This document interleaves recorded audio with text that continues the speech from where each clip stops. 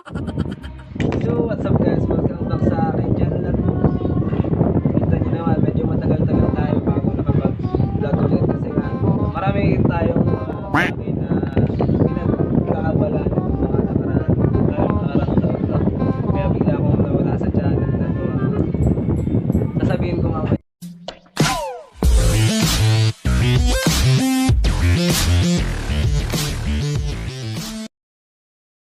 welcome to my vlog. At kung bago ka lang sa akin channel, please like and subscribe para updated ka sa mga bago kong videos. So yun guys, nag-vlog ako ngayon kasi sabi ko nga dun sa post ko sa Facebook sa mga kaibigan ko yun, na kailangan ko mag-tuloy-tuloy sa pag-upload, no? Kaso ayun, medyo nahihirapan lang tayo gawa ng mga content ngayon kasi nga dahil, ayan, kagaya niyan. Dede ka? Temple daw dede. Wait lang. Wala ako kung ano.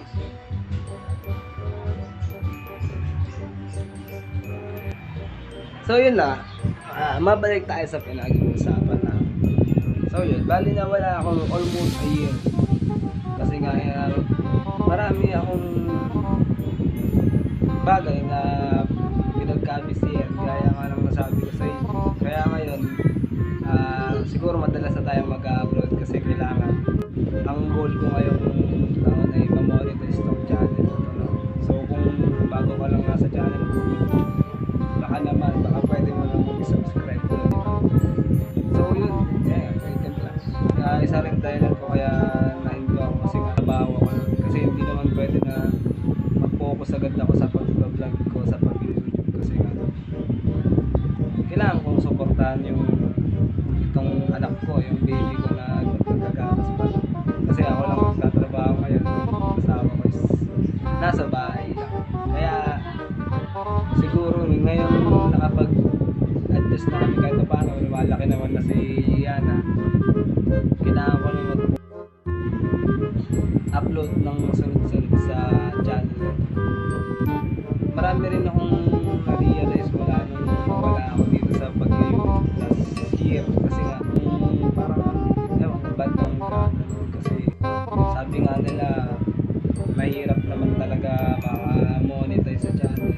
Kailangan natin gumawa ng paraan, pero mali yung paraan na naisip ko. So nag-upload ako noon ng video about sa yung nag-viral noon na pineapple girl. So natuwa ako na hindi sa kinalabasan kasi age restriction yun, pero umani siya ng 90,000 views.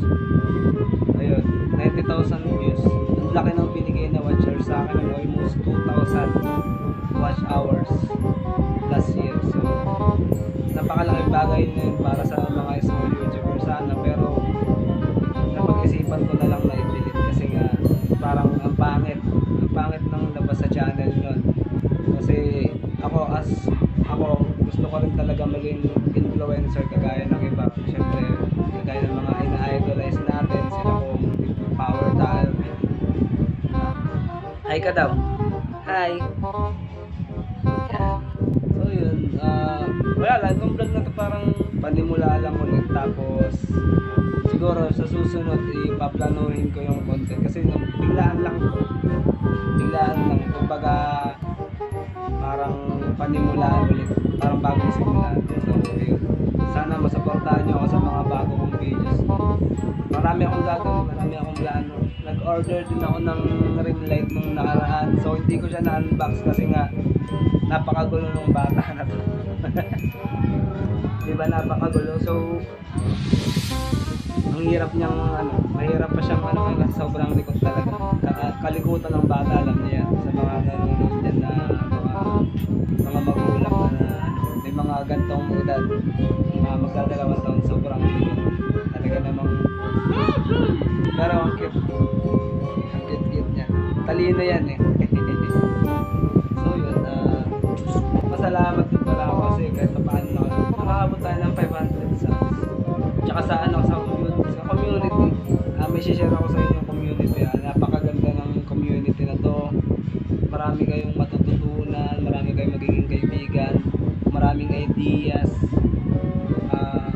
Mula nung sumali ako sa community na to, parang yung mga idea na gusto kong gawin, marami rin nakakaisip kung parang sabi nga nila doon, ano, kung may idea ka, ilabas mo.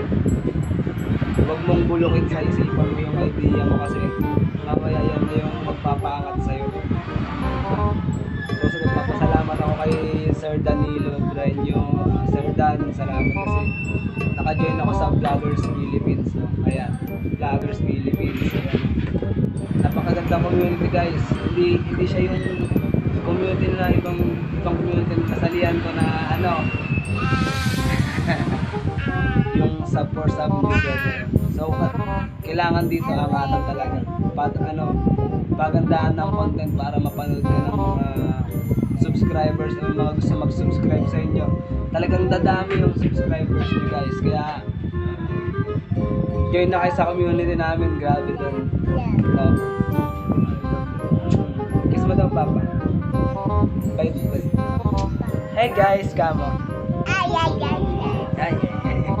So kami dalawa lang ngayon kasi wala yung kumare nyo. Nandun na malengke kasi 49 months ngayon. Namili siya ng pang spaghetti.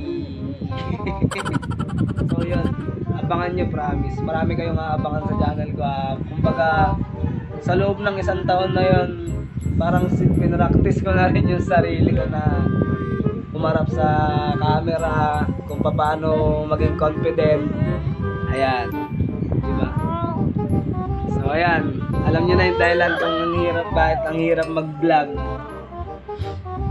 Tsaka, paano tayo makakapag-vlog nyan? Balik tayo mamaya. Kagaya niyan, umiiyak. Oh. Paano tayo makakatapos ng isang content niyan?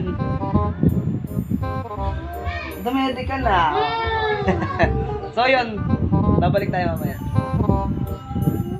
So yun, sabi ko akong maging confident sa pag-vlog. So gusto ko rin may share yung mga natutunan ko sa iba na group sa Vloggers Philippines. So yun, nagpapasalamat din ako sa mga sumusuporta na mga kaibigan ko, pamilya, yun, pag-share ng mga videos. So tatapusin ko na yung vlog ko rito. See you sa next vlog. Hintayin nyo, marami tayong pakulong na abangan sa channel na to. So stay connected lang. So yun, abang-abang na lang. Please like and subscribe and support Filipino vloggers.